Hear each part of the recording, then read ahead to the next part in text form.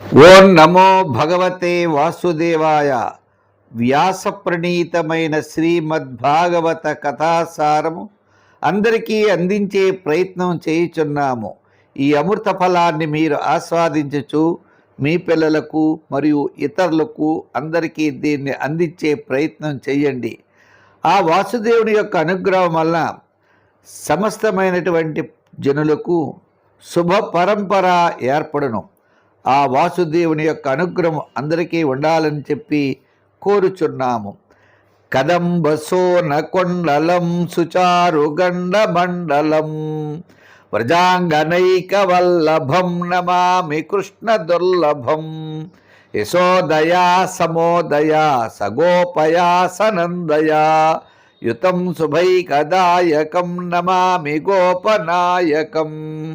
కృష్ణం వందే జగద్గురుం. శ్రీ మహాగణాధిపతయే నమః. ఓం నమో శ్రీలక్ష్మీ వెంకటేశ్వర స్వామినే నమః. ఓం నమో భగవతే వాసుదేవాయ.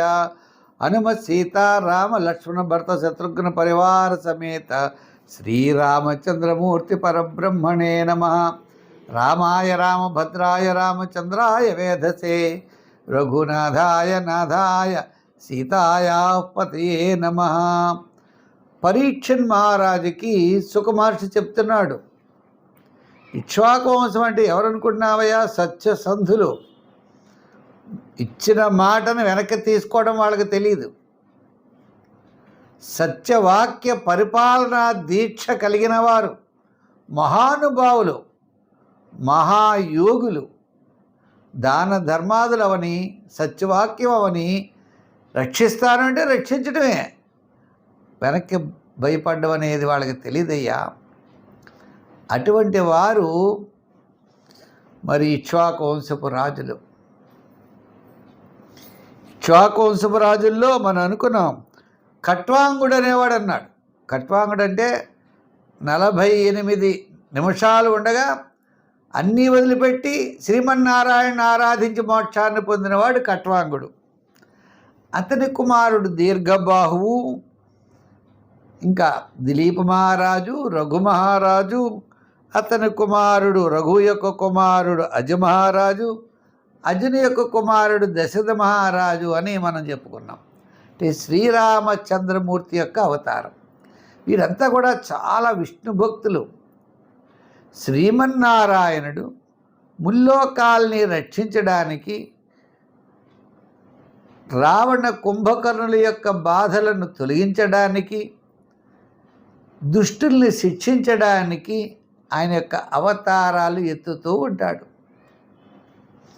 అవతారముల ద్వారా ఇలా ఉండాలి రామచంద్రమూర్తి, ఇలా ఉండాలి మానవులు అని నిరూపించాడు. రామో విగ్రహవాన్ ధర్మ. రాముడు చూస్తే మానవులు ఇలా ఉండాలి. ఎలా ఉండాలి అంటే ఆయన అనేకమైనటువంటి విధి విధానాల్లో మనకి చక్కగా ఉపదేశాన్ని ఇచ్చారు.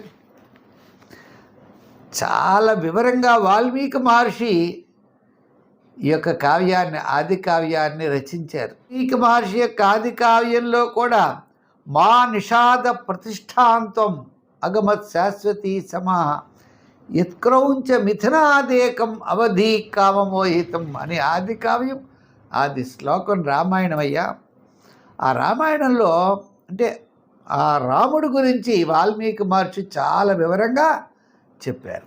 అయితే మనం ఈ యొక్క మహాభాగవతంలో రామచంద్రమూర్తి యొక్క చరిత్రను చాలా క్లుప్తంగా చెప్పుకుందాము అని చెప్తూ ప్రారంభం చేశారు. తస్యానుచరితం రాజన్ ఋషిభిః సత్వదర్శిభిః శృతం హి వర్ణితం భూరి త్వయా సీతాపతేర్ముహుః. ఆయన సాక్షాత్తు పరబ్రహ్మ అయినటువంటి శ్రీమన్నారాయణుడు దేవతల యొక్క ప్రార్థన మన్నించి 4 అంశాలతో దశరథ మహారాజుకి 4 పుత్రులుగా అవతరించారు.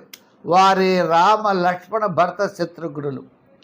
సరే, దశరథ మహారాజు చాలా కాలం వరకు సంతానం లేదు. ఈయన పుత్రకామేష్టి యాగం చేశారు. దాంట్లోంచి అగ్నిహోత్రంలోంచి స్వామి ఆ యొక్క పాయసాన్ని ఇచ్చారు. పాయసాన్ని పత్రులకు ఇచ్చారు. పత్రుల ద్వారా ఈ శ్రీమన్నారాయణుడు వారింటిలో 4 అంశాలతో కూడినటువంటి వాడై అవతరించాడు. అంటే మరి వాళ్ళు ఎంత గొప్పవాళ్ళో కౌసల్య, కైకేయి, సుమిత్ర వాళ్ళంతా కూడా చాలా గొప్పవారు.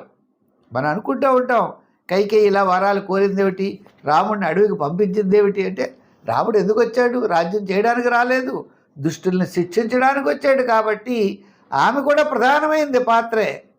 అంచేత ఆ శ్రీమన్నారాయణుడి యొక్క ఆదేశానుసారము విధి విహితంగా రామాయణం నడిచింది. రామాయణంలో కూడా మరి బాల్యంలో వశిష్ఠ మహాముని యొక్క ఆశ్రమానికి వెళ్ళి శైశవే అభ్యస్త విద్యానాం యౌవనే విశేషినాం, శైశవే అభ్యస్త విద్యానాం, బాల్యంలో విద్యలు అభ్యసించేవారు, యౌవనంలో విషయాలు తెలుసుకునేవారు. వార్ధకే మునివృత్తీనాం యోగేనాంతే తనుత్యజాం, వార్ధక్యంలో మునివృత్తిని స్వీకరించేవారు, అంతేగాని రాజ్యాన్ని పట్టుకోలేదే ఆ రఘువంశరాజులు. అలా బాల్యంలో విద్యలు నేర్చుకోవడానికి కుల గురువైనటువంటి వశిష్ఠుడి దగ్గరికి మన శ్రీరామచంద్రమూర్తి సోదర సమేతంగా వెళ్ళాడు. అక్కడ విద్యలు అభ్యసించాడు. రాజవత్ 5 వర్షాన్ని 10 వర్షాన్ని దాసవత్ ప్రాప్తేతు షోడశే వర్షే పుత్రం మిత్రవదాచరేత్ అన్నారు. 5 సంవత్సరాలు మహారాజులా పెంచాలి పిల్లల్ని. వారికి 5వ సంవత్సరం నుంచి 16వ సంవత్సరం వరకు పనివాళ్ళలా పెంచాలి. 16వ సంవత్సరం నుంచి పుత్రుడిని మిత్రుడిలా పెంచాలి అన్నారు.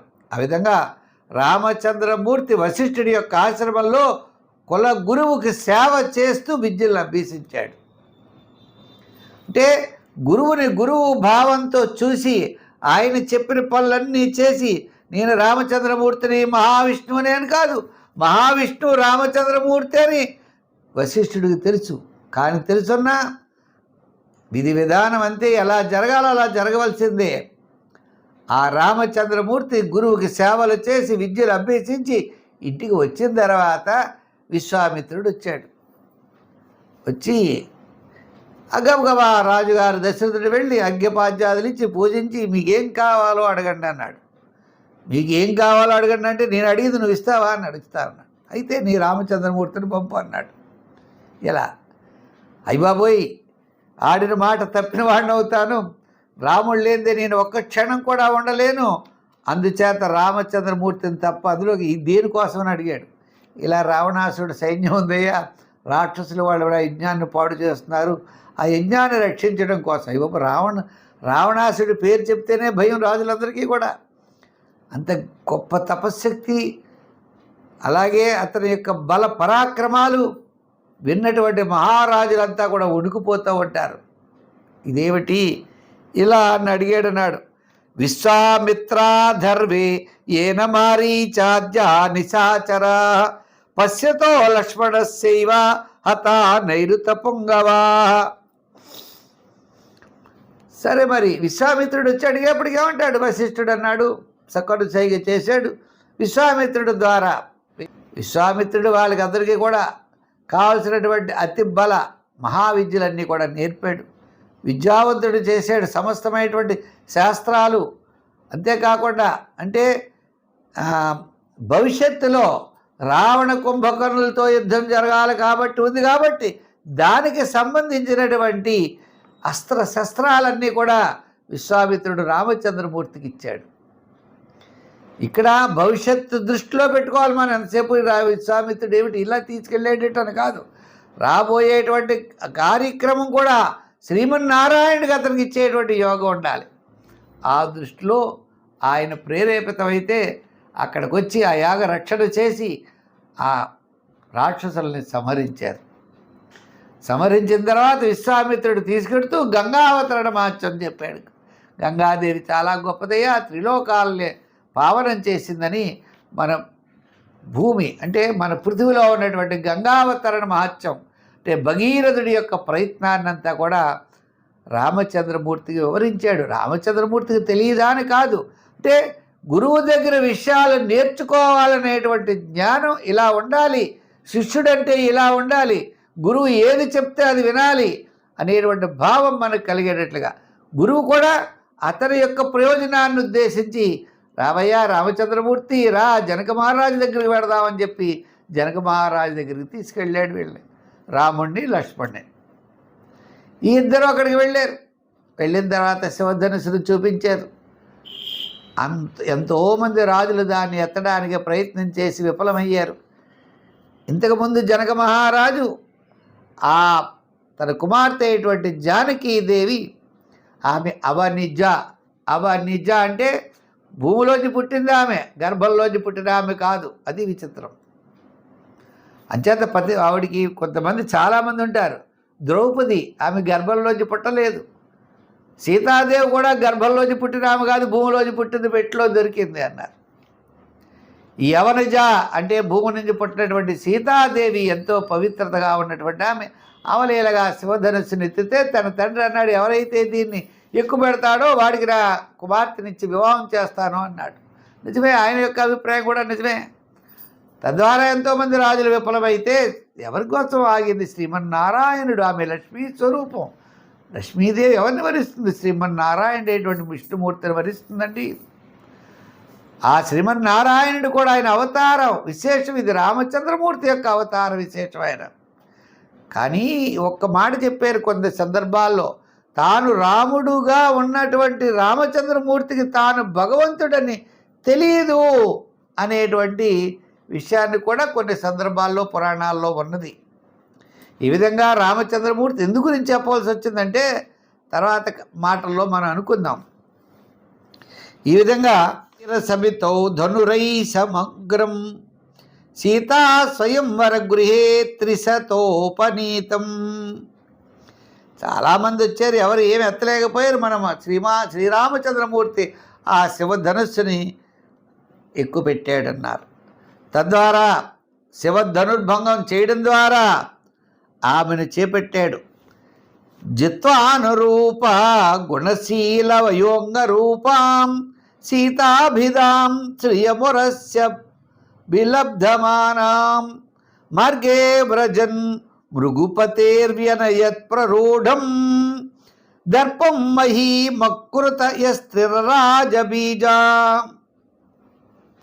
సరే, శివధనుస్సును విరిచి భంగం చేసి సీతాదేవిని వివాహం చేసుకుని సపరివారంతో దశరథుడు అందరితో బయలుదేరి ఇంటికి వస్తున్న సమయంలో మన భార్గవరాముడు ప్రత్యక్షమయ్యాడు.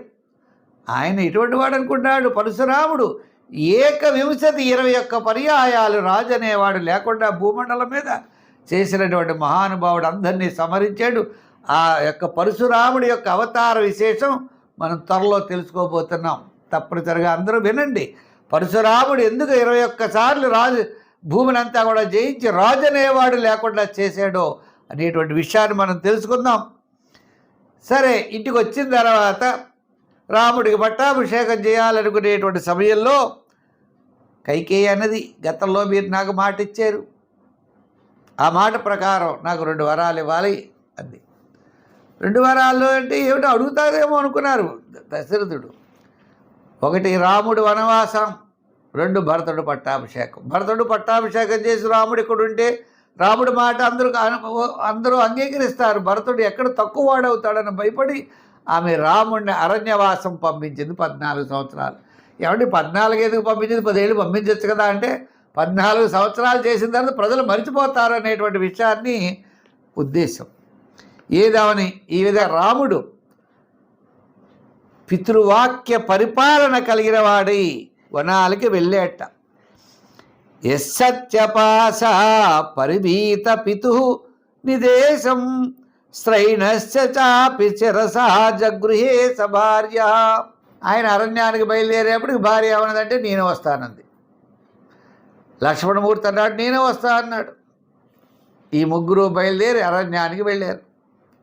అరణ్యంలో వెళ్ళి వాళ్ళ ప్రయాణం సాగిస్తూ అరణ్యవాసం చేస్తున్న సమయంలో రావణుని యొక్క చెల్లెలు కనబడింది. రాక్షసి ఆమె ఏం చేసింది? రామచంద్రమూర్తి యొక్క సౌందర్యాన్ని చూసి మోహించింది. ఏదో విధంగా రాముడిని వలయేద్దామని చెప్పి అనుకుంది. సీతాదేవి అడ్డుగా ఉంది, సీతాదేవిని తొలగించాలని అనుకుంది. ఈ విధంగా ఆయన రామచంద్రమూర్తి దగ్గరికి వెళ్ళేప్పుడు ఆయన ముక్కు చెవులు కోయడం, లక్ష్మణమూర్తి ఇటువంటి విషయాలన్నీ జరిగాయి. వెంటనే అక్కడి నుంచి బయలుదేరి పరీక్షణ్ మహారాజా ఈ శూర్పణఖ ఏం చేసింది? సీతాదేవి యొక్క రూప గుణ సౌందర్యాదులు ఎవరికి? రావణాసుడికి విన్నవించింది అన్నగారికి.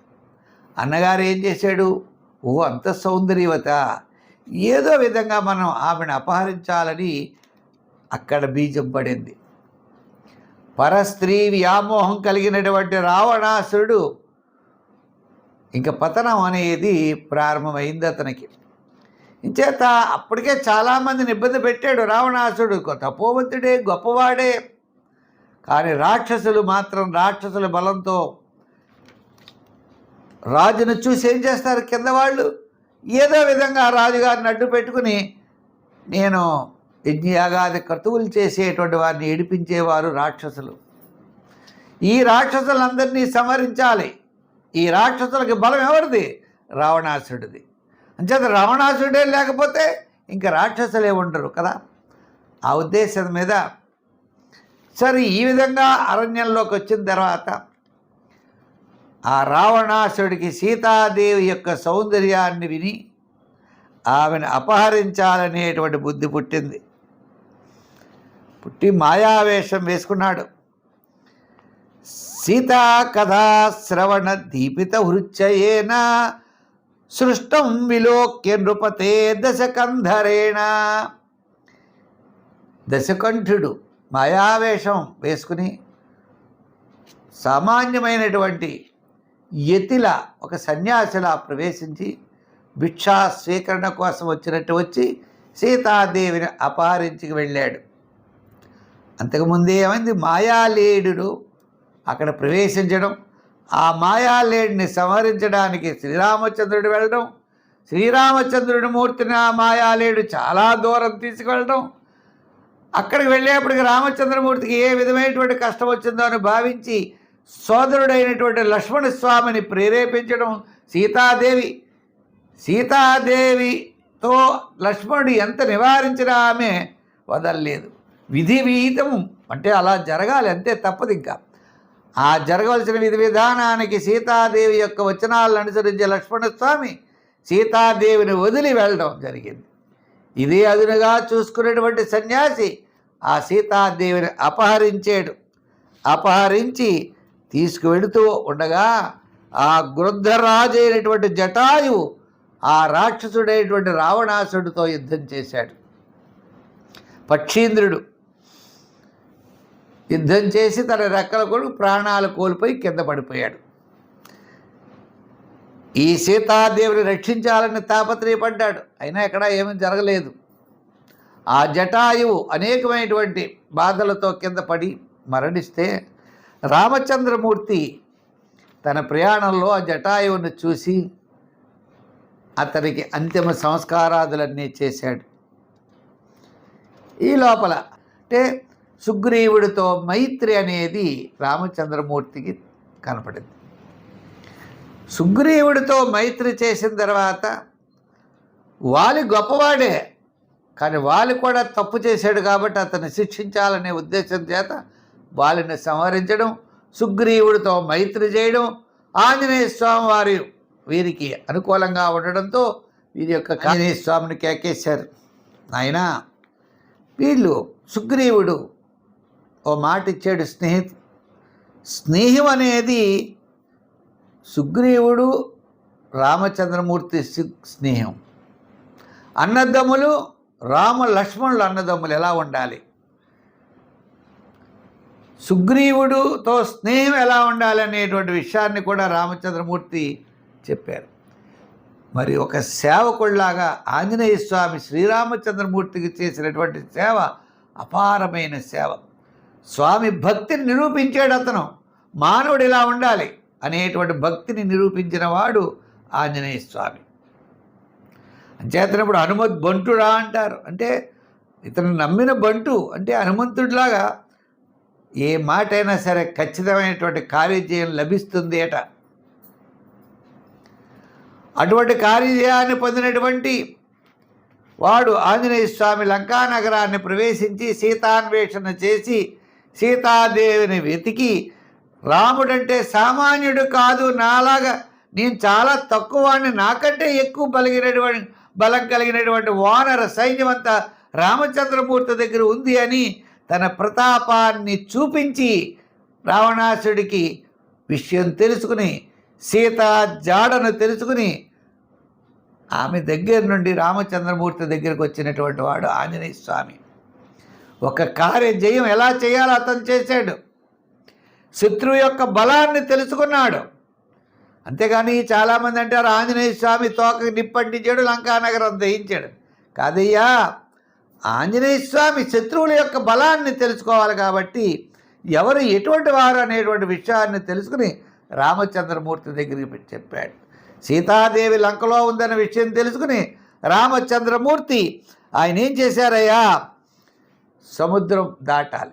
సముద్రం దాటవలసి వస్తే 3 రోజుల ఉపవాసము చేశారు. చేసి దారి ఇమ్మని సముద్రుడిని ప్రార్థించారు. 3 రోజుల ఉపవాసం అనే మాట ఎక్కడ మనకు కనపడదు, కానీ భాగవతంలో ఉంది. 3 రాత్రులు ఉపవాసము చేసి ఆ దారి ఏమని సముద్రుడిని ప్రార్థిస్తే అతడు ఏమీ మాట్లాడలేదు. అప్పుడు ఏం చేశాడయ్యా, రామచంద్రమూర్తి చాలా కోపం వచ్చింది. స్వామి యొక్క రోష వీక్షణాలు పడినంతలో సముద్రంలో ఉన్నటువంటి మొసళ్ళు, చేపలు, జలచరాలన్నీ కూడా భయభ్రాంతమైపోయాయి.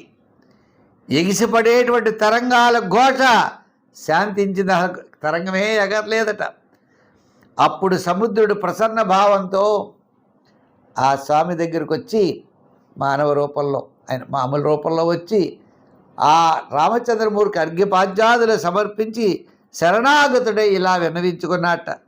స్వామి, మేము అజ్ఞానులమయ్యా, నీ మహత్యం తెలియకేలా ఉన్నాం. నిజముగా నీవు నిర్వికార స్వరూపుడువు, ఆది పురుషుడువు, జగదీశ్వరుడు, సత్వరజోగుణాలు కలిగినటువంటి త్రిలోకాల చేత పూజింపదగినటువంటి మహానుభావుడువయ్యా అని ప్రార్థన చేశాడు. చేసిన తర్వాత ముల్లోకాలని ఇబ్బంది పెట్టేటువంటి రావణాసుడిని సంహరించు స్వామి అని సముద్రుడు రామచంద్రమూర్తికి చెప్పాడు. చెప్పి మీకు నేను ఇలా ద్వావిస్తాను, మీరు వెళ్ళి నడిచి వెళ్ళిపోతారు, దానివల్ల నీ కీర్తి ప్రతిష్టలు రావు, నా సముద్రం మీద నువ్వు వారధిని నిర్మించు అని సముద్రుడు పలికాడు. పలికితే అప్పుడు ఈ వానర సైన్యం అంతా కూడా చెట్లు, రాళ్ళు అన్నీ కూడా తీసుకొచ్చి ఆ సముద్రంలో వేసి వారధిని నిర్మించి లంకా నగరాన్ని ప్రవేశించాయి. సైన్యం ఒకవైపు, వానర సైన్యం ఒకవైపు. అయితే వానర సైన్యం లంకలో ప్రవేశించిన వెంటనే వారి యొక్క బల ప్రదర్శనలు అన్నీ చూపించాయి. ఎవరి కంట్రోల్ ఉంటుందండి. ఈ లోపల రావణ సైన్యం వచ్చింది. ఇద్దరు వచ్చేటప్పటికి ఒకళ్ళు యుద్ధం వాతావరణం ఏర్పడింది. నికుంభుడు, కుంభుడు, ధూమ్రాక్షుడు, దుర్ముఖుడు, సురాంతకుడు, నరాంతకుడు, ప్రహస్తుడు, అతికాయుడు, వికంపనుడు మనకు మొదలగలిగినటువంటి యోధులంతా ఉన్నారు. వాళ్ళంతా కూడా యుద్ధంలో ఓడిపోయారు.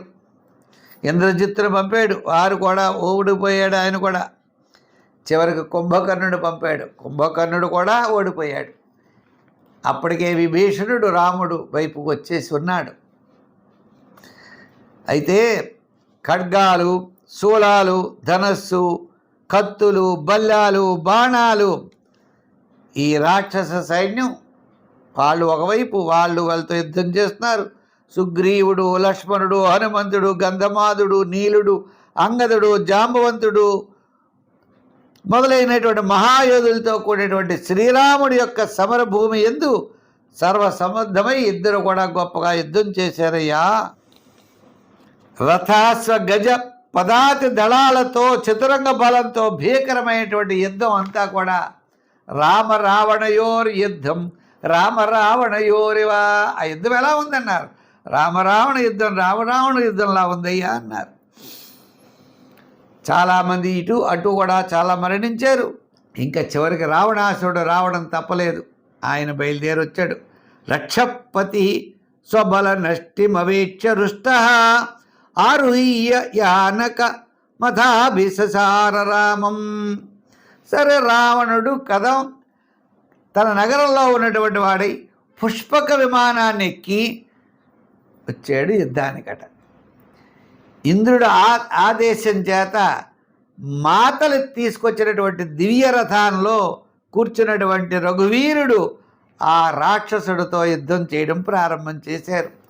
రావణుల యొక్క యుద్ధం కూడా జరిగింది. అప్పుడు రాముడు అన్నాడు, ఓ రాక్షసాధమా, నువ్వు దుష్టుడివయ్యా.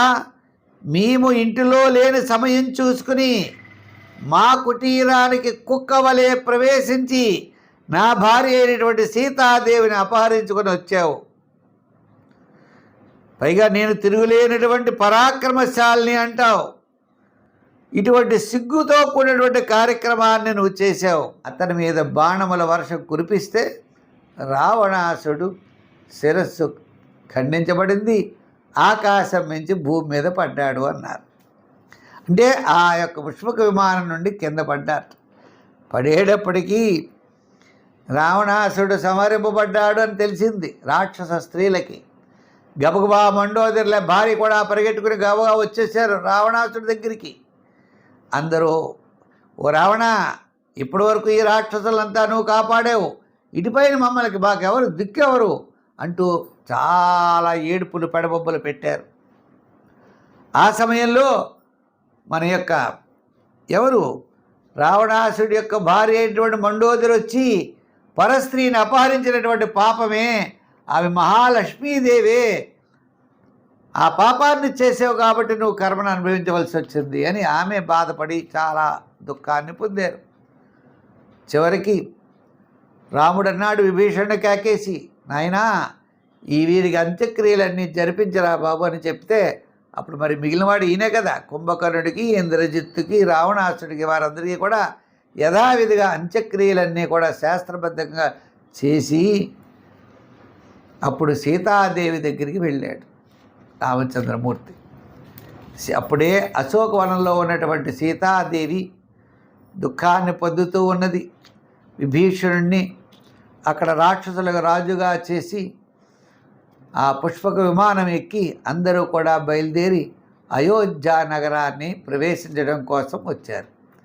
ఈ విధంగా రాముడి యొక్క చరిత్ర వాల్మీకి మహర్షి అత్యద్భుతంగా వర్ణించడం జరిగింది, వివరించారు మనకి. భాగవతంలో ఇది చాలా క్లుప్తంగా ఈ యొక్క రామాయణం చెప్పడం జరిగింది. అందుచేత మరి ఈ రఘువంశపు రాజుల్లో ఇంకా ఇక్ష్వాకు వంశపు రాజుల్లో రాముడి యొక్క లీలలో ఏమిటి, ఆయన ఏం చేశాడు, ఆయన పిల్లలు ఎవరు, లవకుశుల యొక్క సంతానం, అటువంటి విషయాలన్నీ కూడా రేపు మనం తప్పకుండా తెలుసుకుందాం. ఆ రామచంద్రమూర్తి యొక్క అనుగ్రహం మీకు మనకి అందరికీ ఉండాలని చెప్పి కోరుకుంటూ సర్వే జన సుఖినో భవంతు. స్వస్తి.